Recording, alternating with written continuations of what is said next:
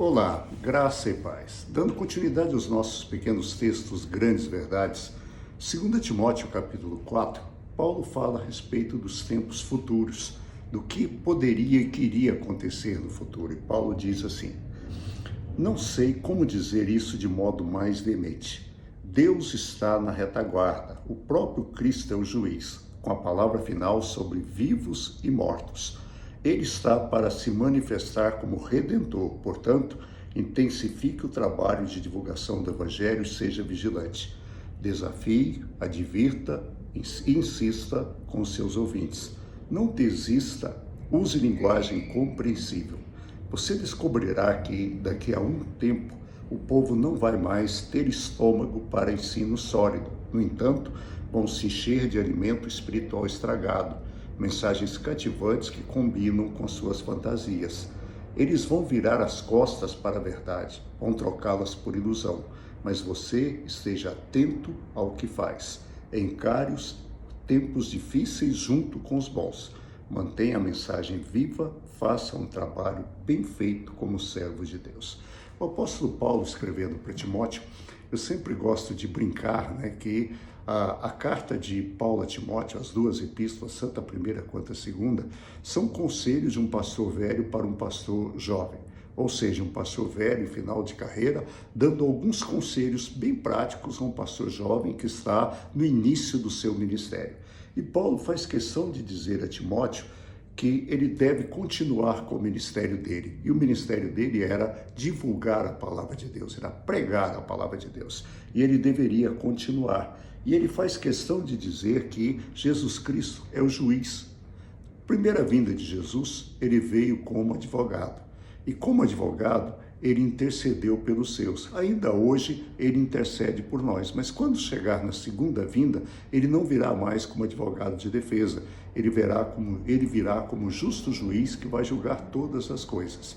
Ou seja, nós vamos perder o melhor advogado de todos os tempos para ter o melhor juiz de todos os tempos. Isso, para quem é culpado, não é bom. Não é bom. E Paulo faz questão de dizer isso. E ele diz, olha, desafie, advirta e insista com seus ouvintes. A coisa boa, os bons ensinos, eles precisam ser ensinados sempre. Eu como pai, você como pai, como mãe, você sabe disso. As boas coisas a gente tem que ensinar, enfatizar, voltar, falar 100, 200, 300 vezes, até um dia, quem sabe, aprenda. E assim também é com a palavra de Deus. Mas Paulo diz mais, Paulo ele é bem enfático nos versos de 3 a 5, você descobrirá que daqui a um tempo o povo não vai mais ter estômago para o ensino sólido. No entanto, vão se encher de alimento espiritual estragada, mensagens cativantes que combinam com as suas fantasias. Nós já chegamos nesse tempo.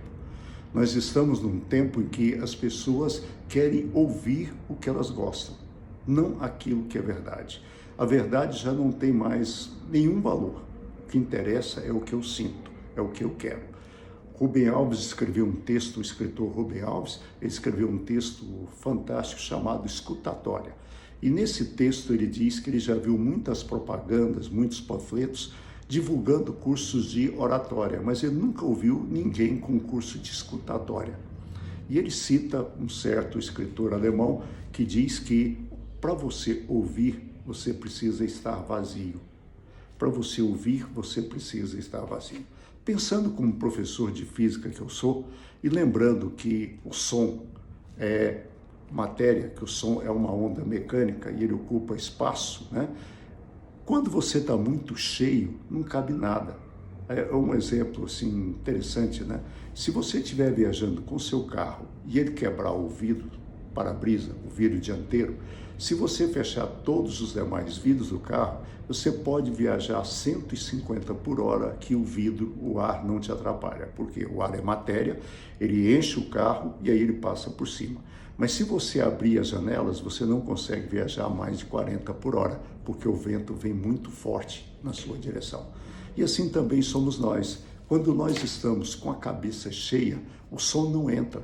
Por isso, nós precisamos entender isso. E nós vivemos nesse tempo, um tempo em que as pessoas querem ouvir. Elas acham que Elas só devem ouvir aquilo que elas querem. E é interessante que nas redes sociais, por exemplo, você só segue aqueles que pensam como você. Os que não pensam como você não escuta. E com o Evangelho também está assim. As pessoas querem ouvir pessoas que falam aquilo que eles querem ouvir.